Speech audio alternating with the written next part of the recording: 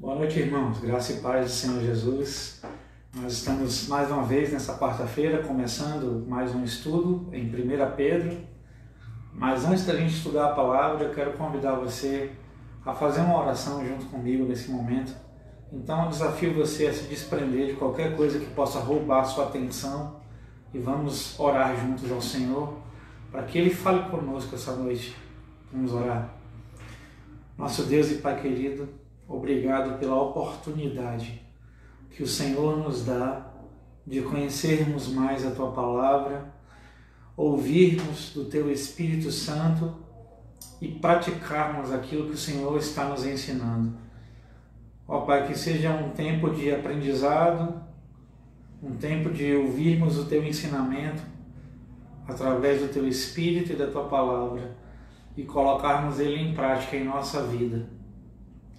Que nós possamos ter os nossos olhos espirituais e os nossos ouvidos espirituais destampados, abertos para ouvir e receber de Ti. E que essa palavra desça ao nosso coração e se transforme em algo prático em nossa vida. Que a semente da Tua palavra possa frutificar frutos de justiça em nossa vida. É o que oramos em nome de Jesus. Amém. Amém. Quero convidar você a abrir sua Bíblia em 1 Pedro, capítulo 4, que foi onde nós paramos.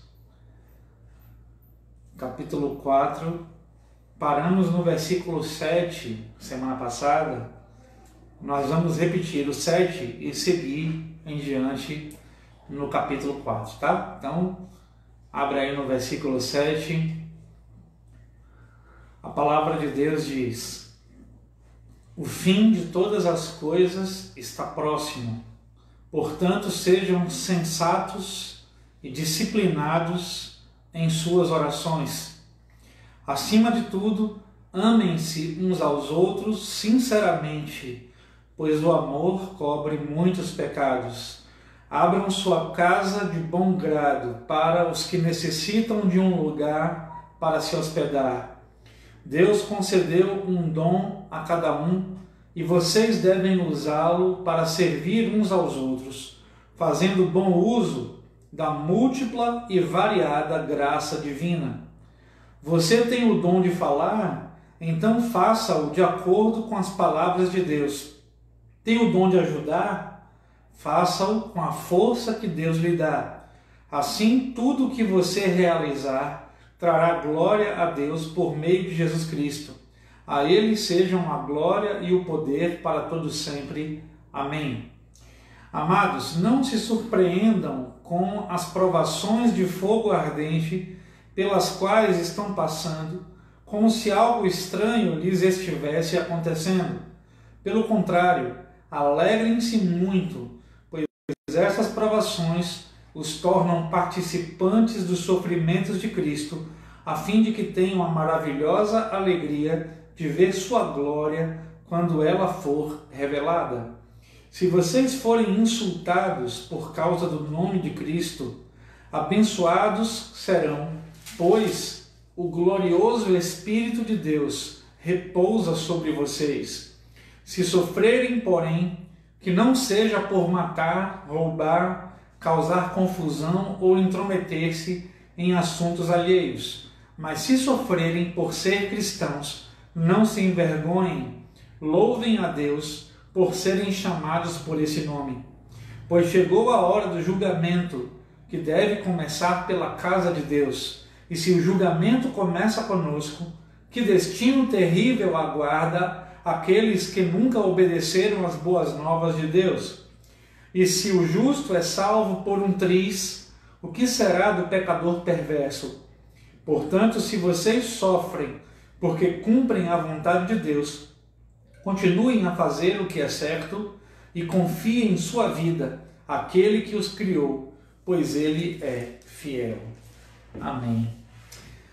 Amém. Eu acho esse um momento da palavra que nos ensina, como eu tenho falado nos últimos estudos, nas últimas quartas, nos ensina algo que nós, como geração dessa comunidade que vivemos, dessa época do mundo que nós fomos criados, esquecemos, inclusive como igreja, que é o ensinamento muito claro sobre o sofrimento como parte da vida cristã.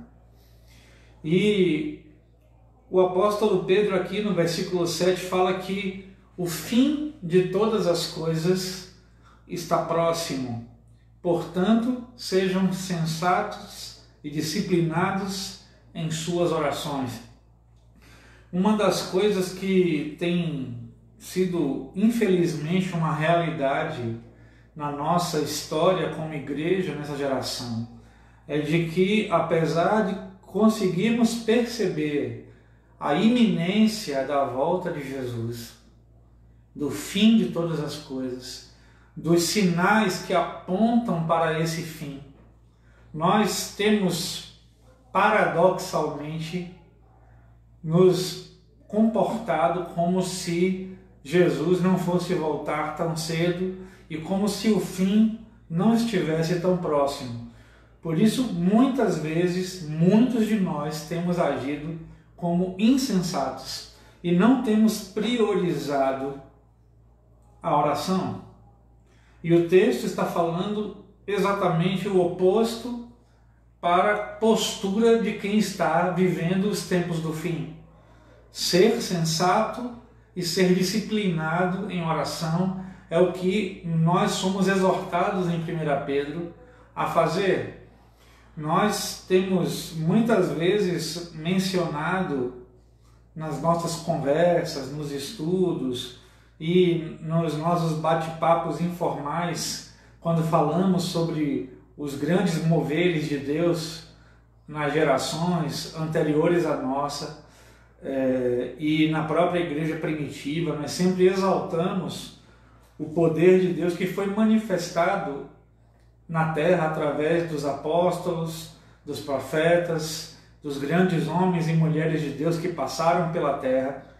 Mas nós geralmente lembramos disso com saudosismo e ficamos muitas vezes até questionando a Deus, como, poxa, antigamente Deus agia de uma maneira tão poderosa, tão sobrenatural, muitas coisas impactantes aconteciam, milagres, prodígios, sinais aconteciam na terra. Por que hoje a gente não vê acontecer com a mesma intensidade, da mesma forma? Porque as gerações de servos e servas de Deus que passaram antes de nós, eles levavam a vida de oração a sério. Eles levavam a sobriedade, como Pedro fala aqui, sejam sóbrios, sejam coerentes, sejam sensatos. Eles levavam essa vida de sensatez diante de Deus muito a sério. E a vida de oração muito a sério. E eles separavam um tempo específico do seu dia para buscar a face de Deus em oração. O que nós vemos hoje é muita dificuldade da maior parte da igreja de Jesus de ter um tempo de qualidade com Deus em oração. Passamos às vezes 5, 10 minutos, 15. Quando oramos meia hora por dia, nos achamos super espirituais. Somos muito diferentes daqueles homens e mulheres que dedicavam a maior parte do seu dia, do seu tempo, aos pés do Senhor, levando a vida de oração a sério. E você pode argumentar comigo dizendo que nós vivemos gerações, tempos diferentes, onde hoje temos que trabalhar 8, 10, 12 horas por dia, temos uma vida intensa, mas a vida intensa nunca impediu os servos de Deus de buscarem a Ele em oração. Existe uma história que diz que Martinho Lutero costumava orar de 4 a 6 horas por dia, e ele era um homem extremamente ocupado. Ele cuidava da tradução da Bíblia para o alemão, dos textos originais para o alemão. Ele escreveu diversos livros, ele liderava a Reforma Protestante, ele tinha encontros com lideranças políticas muitas vezes, e ele sofria uma perseguição implacável por parte da Inquisição, da Igreja Católica, mas apesar disso, ele encontrava um tempo de qualidade para o Senhor todos os dias, e ele orava 4 a 5 horas por dia, buscando a face de Deus.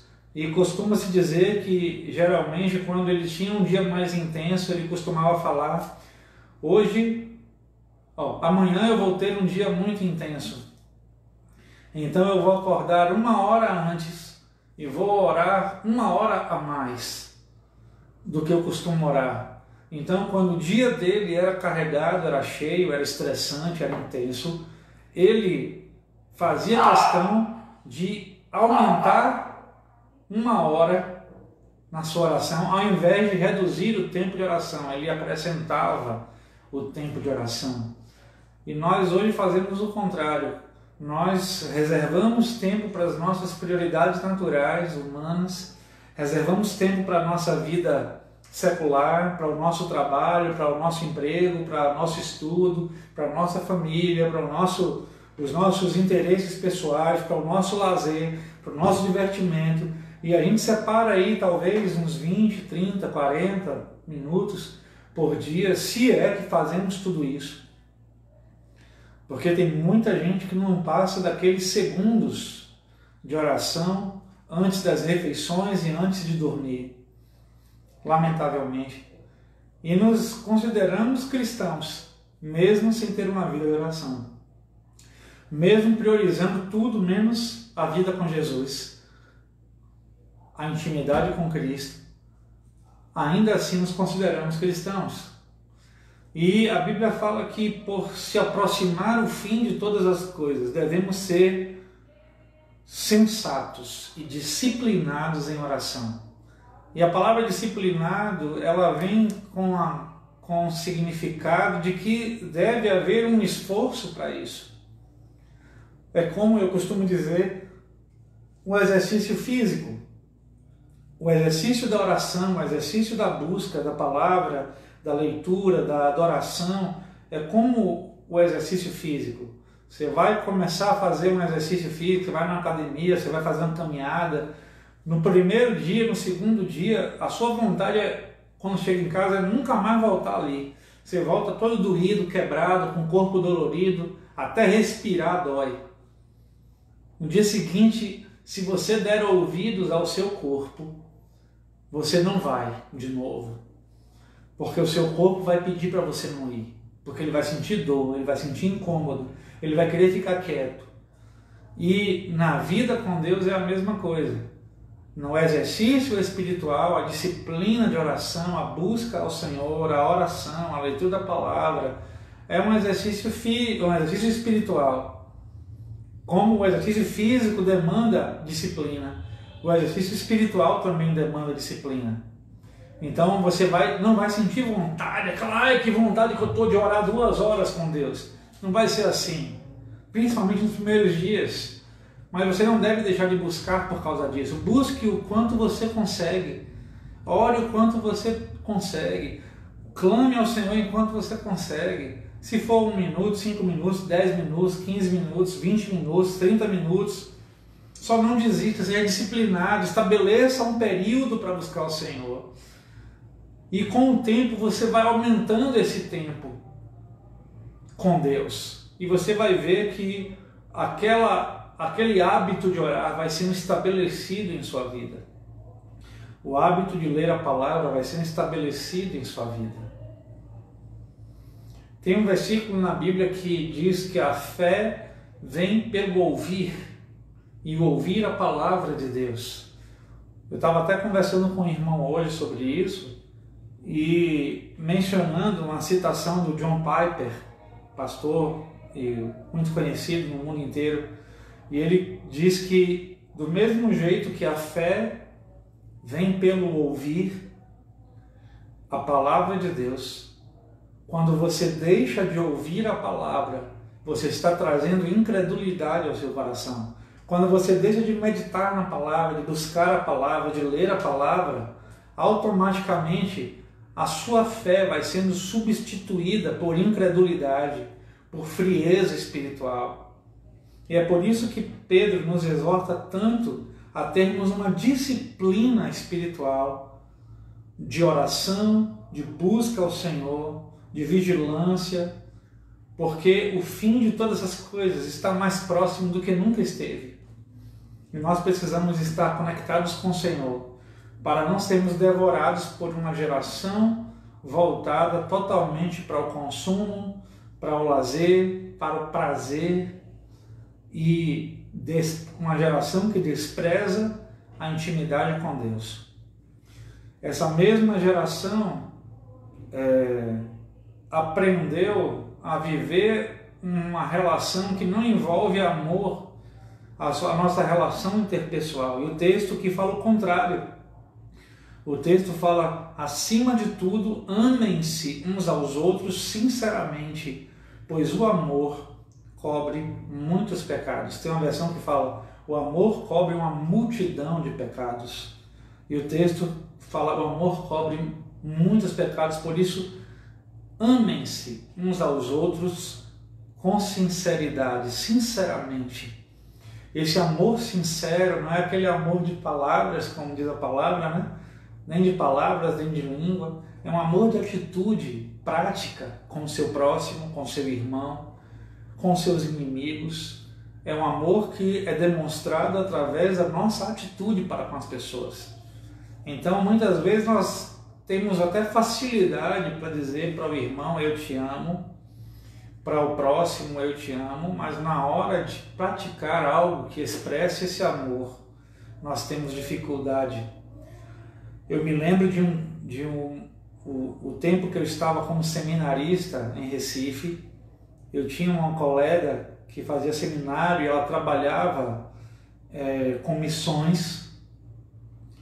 E uma vez ela estava no trânsito, eu estava no carro e ela estava no carro e o carro parou num semáforo e um menino de rua parou na frente dela. Ela abriu o vidro e o menino falou, moça, eu estou com fome, por favor me arruma alguma coisa para eu comer, eu preciso de um dinheiro para comprar alguma coisa para comer, que eu não aguento mais. E ela virou para aquela criança com aquele olhar amoroso, misericordioso, virou para aquela criança e falou, Deus te abençoe. E aquela criança insistiu, mas moça, eu estou morrendo de fome, eu preciso de um dinheiro para comprar comida. E ela virou para aquela criança de novo e falou, Deus te abençoe. E o sinal abriu e a gente seguiu o caminho. E eu fiquei chocado com aquela situação, porque aquela criança precisava de uma atitude prática de amor.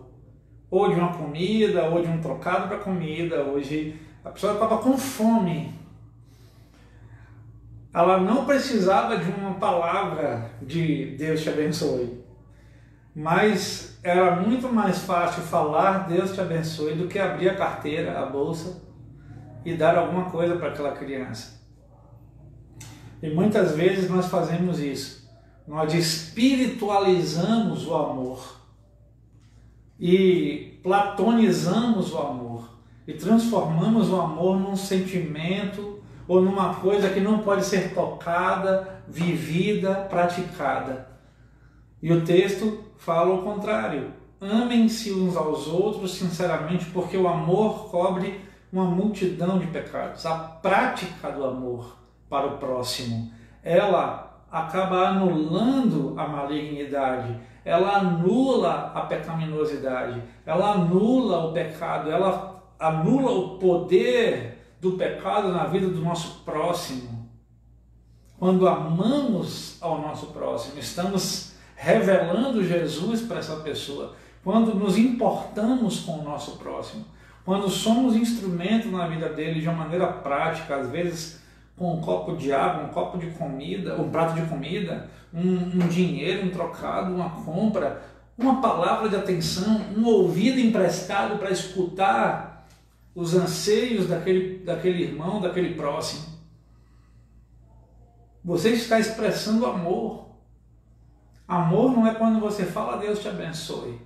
Amor é quando você se presta a ser útil de forma prática na vida do seu irmão. Às vezes o irmão não está com fome, mas ele está precisando ser escutado por alguém. Às vezes o irmão não está precisando de dinheiro, mas ele está precisando de um ombro amigo. Às vezes está precisando de dinheiro também, às vezes está com fome também. Aí entra o discernimento, né, nosso para poder ajudar, abençoar, ser instrumento, ser canal na vida dos nossos irmãos e do nosso próximo. E a palavra fala isso aqui: acima de tudo, amem uns aos outros sinceramente, pois o amor cobre muitos pecados. E ele mostra que ele não está falando de um amor teórico, porque no versículo seguinte ele fala: abram sua casa de bom grado para os que necessitam de um lugar para se hospedar. Tem uma versão que fala: sede hospitaleiros. A gente não sabe muito o que é isso nesse tempo, né? Ser hospitaleiro, ser anfitrião, abrir de bom grado a nossa casa para as pessoas que precisam, abrir a nossa despensa, os nossos bens para aqueles que precisam, né? Mas o texto está falando: você quer amar, ame sinceramente, ame de forma prática, abra a sua casa, abra de bom grado para os que necessitam de um lugar para ficar, para se hospedar. Ele está falando isso como um exemplo, mas você pode ser canal do amor de Deus de muitas maneiras na vida das pessoas. Seja sensível ao Espírito Santo. O texto continua dizendo: Deus concedeu um dom a cada um e vocês devem usá-lo para servir uns aos outros, fazendo bom uso da múltipla e variada graça divina. E esse texto é muito revelador porque ele mostra que os dons, eles têm uma finalidade. Os dons ministeriais, os dons de serviço, eles estão em nós, eles foram entregues a nós, não para uma autoexibição ou para uma exaltação particular ou para alguma prática egoísta, mas deve ser utilizado para servir ao próximo. Quem tem o dom de falar, o dom de ajudar, não é? O texto está falando aqui: faça de acordo com as palavras de Deus. Tem o dom de ajudar, faça de acordo com a força que Deus lhe dá. Tudo que você realizar trará glória a Deus por meio de Jesus Cristo. Você tem dom, o seu dom é para servir. Dom é serviço, é ferramenta de trabalho. Tanto os dons ministeriais quanto os dons espirituais são ferramentas de trabalho para você servir ao corpo de Cristo e ao seu próximo. Não é interessante isso? Tem gente que considera dom como status espiritual. Fulano de tal tem o dom da palavra, tem o dom de profetizar, tem o dom de evangelizar, tem o dom de administrar, tem o dom de servir, tem o dom de hospedar, e acaba virando um símbolo de status espiritual isso. E o texto está falando: olha, o dom ele serve para servir uns aos outros. Tem uma versão que fala mutuamente, para que um sirva o outro e o outro sirva o um, através do dom que cada um tem. E o texto que está falando: faça conforme as palavras de Deus, faça de acordo com a múltipla e variada graça divina. Que bênção isso, né?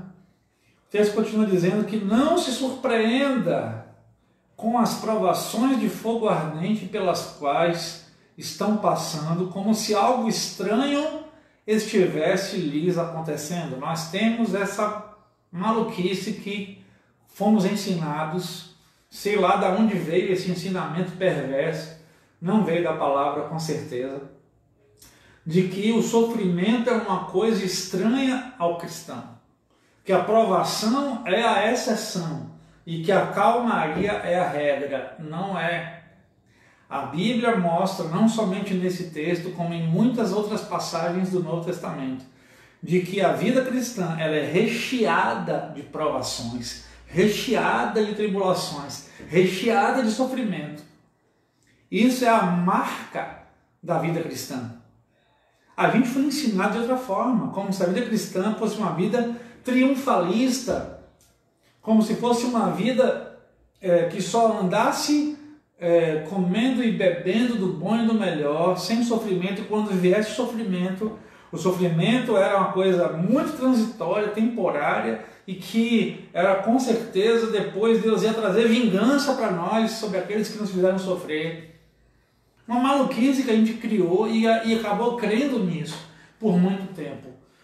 Mas o texto fala que nós devemos nos alegrar com as provações que estamos passando. Parece uma doideira para a nossa geração, né? É uma palavra estranha para nós. Como assim alegrar na tribulação, alegrar na provação? O texto fala que por essas provações nós nos tornamos participantes do sofrimento de Cristo, a fim de que tenhamos a maravilhosa alegria de ver sua glória quando ela for revelada, quando ela for manifestada. Então, o sofrimento, a provação, as lutas, as dores, elas são um catalisador de Deus. É uma maneira de nos deixar preparados, prontos para a glória que está sendo preparada para nós. É como se a provação nos peneirasse, como se a provação nos filtrasse, nos preparasse para a glória. A provação nos refina, como o fogo refina o ouro e tira a impureza do ouro. A provação refina e tira a impureza do cristão. A luta, a prova, a gente não canta isso? A gente canta isso com tanta vontade, né, no momento de louvor, mas na hora que vem na nossa vida a gente fica a risco, né? A gente canta: cada vez que a minha fé é provada, tu me dás a chance de crescer um pouco mais. As montanhas e vales, desertos e mares que atravesso me levam para perto de ti. Isso tem sido uma verdade na nossa vida. Nós temos aproveitado as circunstâncias de provação, de tribulação, de sofrimento, de fogo consumidor, que muitas vezes aparece em nossa história, para nos aproximarmos mais dos pés do Senhor, da presença do Senhor, da intimidade com o Senhor. Ou isso tem afastado a nós da presença do Senhor. A tribulação ela tem esse poder, ou ela vai te aproximar da presença de Deus, ou você vai se afastar da presença de Deus por causa dela, porque a tribulação ela revela o que há no nosso coração. Por isso que Deus fala lá em Êxodo, quando fala com o povo dele em Israel, ele falou: eu te pus no deserto para saber o que havia no teu coração. Muitas vezes Deus nos faz passar por desertos, por vales, por provas, por lutas, para descobrir o nosso coração diante dos nossos olhos. Não porque Ele não conheça quem nós somos, mas para que nós conheçamos quem nós somos.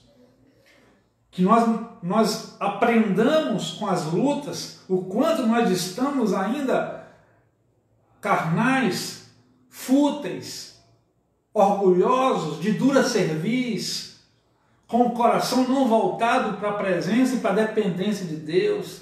E muitas vezes a prova vem para nos desimportar. É a oportunidade que Deus nos dá de irmos para a casa do oleiro e lá sermos moldados pelo oleiro que é o Senhor. Sabe, irmãos? E o texto fala: alegrem-se muito, porque essas provações tornam vocês participantes dos sofrimentos de Cristo, na intenção de que tenham a maravilhosa alegria de ver sua glória quando ela for revelada. Não é maravilhoso isso?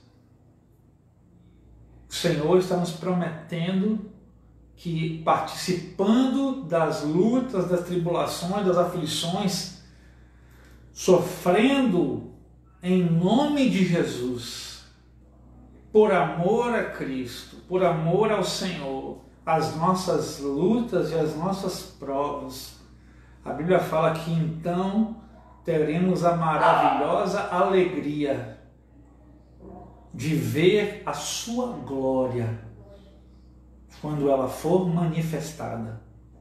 Isso é algo forte, irmãos. E o texto continua dizendo: se nós somos insultados por causa do nome de Cristo, abençoados nós seremos. Tem uma versão que fala: bem-aventurados sois. E o texto continua: por sobre vós o glorioso Espírito de Deus repousa. Tem uma versão que fala: sobre vós repousa o Espírito da glória, o Espírito de Deus. Sabe? Você já parou para pensar nisso? Que sobre você repousa o Espírito de glória, o Espírito glorioso de Deus repousa sobre a sua vida. Se nós tivéssemos a consciência do Espírito que repousa em nossa vida, nossas atitudes seriam repensadas em muitas vezes, em muitas escolhas que fazemos. E talvez o Senhor esteja querendo nos trazer a consciência da presença do Espírito de glória que repousa sobre nós. O Espírito da glória, o Espírito de Deus, habita em nossa vida, pela salvação, pela obra de Jesus em nós. A obra de Jesus trouxe sobre nossa vida o Espírito de glória, e ele repousa sobre nós, não só nos santificando, nos moldando à imagem de Jesus, mas nos capacitando, nos preparando para as lutas, para os sofrimentos, para as provas, para as tribulações. Quem nos capacita, quem nos forja para a batalha é o Espírito de Deus, pois quanto mais rendido ao trabalhar do Espírito nós somos, mais preparado para as lutas nós estamos. O problema é que muitas vezes nós queremos lutar as batalhas da nossa vida com armas humanas, com armas naturais, com a força da nossa mente, com os nossos telefones de contatos estratégicos, com os pistolões da vida, com as pessoas que achamos que têm influência e poder, com a nossa conta bancária, com a força da nossa capacidade de articulação. A gente começa a confiar muito nos nossos apoios naturais e esquecemos muitas vezes que quem nos capacita para a vitória, para a luta, para as batalhas é o Espírito de glória que habita em nós. O mesmo Espírito que ressuscitou a Jesus dentre os mortos habita em nós. Há alguma coisa difícil para ele realizar através de nossa vida? Se ele ressuscitou a Jesus dos mortos, há alguma coisa que ele não possa fazer em sua vida, em minha vida, se nos rendermos a ele, ao seu trabalhar, à sua capacitação? Entende? O Senhor está nos trazendo a memória que sobre nós repousa o Espírito de glória, o Espírito de Deus.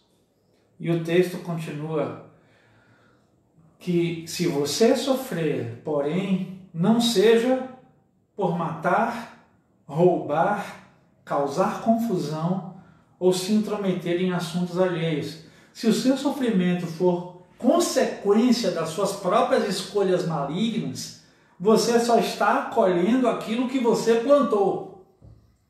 Se o seu sofrimento é resultado da sua malignidade, você só está colhendo a semeadura que você escolheu fazer.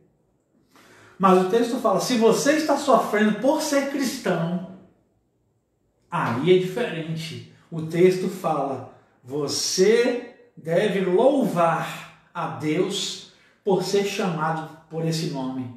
Não se envergonhe de sofrer por causa da sua fé em Jesus, por ser cristão, da sua relação com Jesus, por causa do seu andar com Jesus. Se isso está lhe trazendo sofrimento, então louve a Deus. Mas se você está colhendo sofrimento como consequência da sua dura cerviz, da sua malignidade, do seu coração torpe, da sua mente apodrecida, você só está colhendo justamente, de forma justa, aquilo que você mesmo escolheu plantar. Mas se você está colhendo sofrimento, tribulação, padecendo por causa da sua fé em Jesus, do nome de cristão que você carrega, então o texto está falando, olhe, agradeça, louve ao Senhor e não se envergonhe de carregar o nome de cristão, porque você é bem-aventurado. Sabe, irmãos, isso é algo muito interessante. E o texto está falando, continua dizendo, porque chegou a hora do julgamento, que deve começar pela casa de Deus. E se o julgamento começa conosco, que destino terrível aguarda aqueles que nunca obedeceram às boas novas de Deus. E se o justo é salvo por um triz, o que será do pecador perverso? Esse é um texto que está lá em Provérbios 11, 31. É uma citação de Provérbios 11, uma referência a Provérbios 11, 31, quando fala que o justo é salvo por um triz, dificilmente se salva. Não é? O que será do pecador perverso? E o texto fala algo muito sério. O julgamento de Deus sempre vai começar pela casa dele. E se eu e você somos casa de Deus, lembremos que o julgamento de Deus começa conosco. Ele executa juízo primeiro sobre os seus filhos, para depois executar sobre o mundo, para depois executar sobre o ímpio. Toda vez que você clamar por justiça diante de Deus, toda vez que você clamar a Deus para que Deus haja e intervenha com o seu julgamento e sua justiça, e invocar a ação julgadora de Deus, lembre-se de que a primeira ação da justiça de Deus será sobre a sua vida. Porque o julgamento de Deus começa sempre pela sua casa. E o texto está falando, se o julgamento começa pela casa dele, que destino terrível aguarda aqueles que nunca obedeceram ao Evangelho. E se o justo por um triz se salva, o que será daquele que peca perversamente? Peca por vontade própria. O texto está falando, portanto, termina dizendo assim, se vocês sofrem porque cumprem a vontade de Deus, continuem a fazer o que é certo e confiem sua vida àquele que os criou, pois ele é fiel. Então essa é uma palavra de consolo também. O texto está falando, se eu estou sofrendo por cumprir a vontade de Deus, eu devo crer que aquele que criou a minha vida é fiel para executar a sua vontade em mim. Eu devo crer que nada que está acontecendo na minha vida é uma negação da fidelidade de Deus para mim. Eu devo confiar na fidelidade de Deus, ainda que na tribulação, na angústia, na dor, na prova, na luta, no sofrimento. Eu devo confiar na fidelidade de Deus, independente das circunstâncias. O texto fala, se eu estou sofrendo por cumprir a vontade de Deus, continue a fazer o que é certo. Você não vai deixar de fazer o que é certo porque está sofrendo. Fazer o que é certo é o que nos é exortado a fazer se estamos sofrendo por causa do nome de Jesus. Não deixe de fazer o que é certo porque você está sofrendo. Nós não temos permissão para deixar de praticar o que é certo por causa do sofrimento. É o contrário. Quanto mais sofremos, mais praticar o certo devemos. Porque fiel é aquele que nos criou. E você deve confiar nessa fidelidade dele. E tem um versículo no Novo Testamento que fala que a nossa leve e momentânea tribulação traz para nós um peso eterno de glória que jamais poderá ser tirado de nós. Então tudo que você passa de tribulação aqui, que a Bíblia chama, por maior que seja ela, de leve e momentânea, não pode ser comparado com o peso da glória que será derramado sobre sua vida, se você permanecer fiel ao Senhor no meio da tribulação. Algo muito superior aguarda por você, se você permanecer fiel nas lutas e nas provas, obedecendo a voz e a vontade do Senhor. Amém? Amém. Eu não sei se tem alguém que fez alguma pergunta hoje, algum comentário. Eulene pede oração por Josimar, que está no hospital. Eulene está pedindo oração por Josimar, que está no hospital. Vamos orar por Josimar, viu, Eulene? Alguém mais? E Jorge comenta, mais do que nunca precisamos morrer para esse mundo e viver uma vida com Deus, de Deus e para Deus. Mais do que nunca, verdade, Jorge. Precisamos morrer para esse mundo e viver uma vida com Deus e para Deus. Amém. Vamos orar então. Como é o nome da pessoa que pediu oração? Josimar. Josimar. Eulene pediu oração pelo Josimar, que está internado no hospital. Se você tem alguém que também está precisando de oração pela saúde, apresente o nome dessa pessoa agora diante do Senhor. Nós vamos orar encerrando esse tempo, mas orando pelos enfermos primeiramente, para que o Senhor venha com cura, com restauração da saúde. Queremos louvar a Deus pela restauração da saúde do filho do pastor Marcos, o Pablo, e pela irmã da irmã Nilda, irmã Ada, que recebeu alta, para a glória de Deus, né? Deus é fiel e eu creio que Ele vai continuar operando na vida dela, como também na vida de Pablo. Então vamos orar pelo Josimar agora e por todos os enfermos da igreja. Oremos. Santo Deus, a tua palavra fala em Isaías 53 que o Senhor Jesus levou sobre si as nossas enfermidades e as nossas dores levou sobre si. O castigo que nos traz a paz estava sobre ele, pelas suas pisaduras fomos sarados, Senhor. Cremos que o Senhor já levou as nossas enfermidades sobre si naquela cruz. Por isso, em nome de Jesus, nós liberamos a cura do Senhor para a vida de Josimar. Nós não sabemos quem é ele, nem onde ele está nesse momento, mas o Senhor sabe exatamente onde ele está. Esse pedido de Eudilene, ó Senhor Deus, que está pedindo por Josimar, Pai. Agora vai até Josimar, Espírito Santo, aonde quer que ele esteja, no leito onde ele está agora, Senhor. E libera a tua cura, Espírito de Deus, para o seu organismo. Restaura a saúde de Josimar para a glória do teu nome, Senhor. E assim pedimos ao Senhor pelos enfermos que são parte da tua igreja, Senhor, essa noite. Que o Senhor venha com cura, visitar com o teu bálsamo de cura, Senhor, e restaurar a saúde dos teus filhos. Te agradecemos pela cura e livramento e restauração da saúde que o Senhor está dando a Pablo, continua operando na vida dele. Pelo que o Senhor está fazendo na vida da Ada, ó Senhor Deus, e pelo que o Senhor está fazendo na vida de Fátima, Senhor, que fez uma cirurgia bem sucedida, está se recuperando debaixo da tua presença, Senhor Deus. Continua restaurando a saúde dela. Ó Pai, cremos no teu agir, na saúde que o Senhor já está liberando para aqueles que precisam, que estão enfermos e precisando da tua cura. Liberamos a cura do Senhor. Receba agora a cura do Senhor.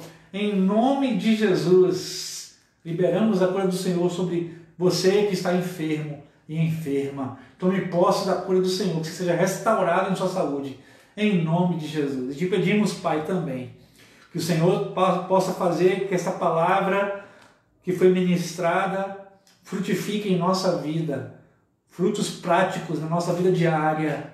É o que oramos em nome de Jesus. Amém. Amém. Que Deus te abençoe. Até quarta-feira, às 8 da noite, se Deus quiser. E domingo, nossa transmissão às 7 da noite aqui, não só pela internet, mas presencialmente estamos nos reunindo no domingo às 7 da noite. Se quiser vir aqui, Major Cândido de Azevedo, bairro São Pedro, número 230, às 7 da noite estamos nos reunindo como igreja, tá? Deus abençoe sua vida e a paz do Senhor.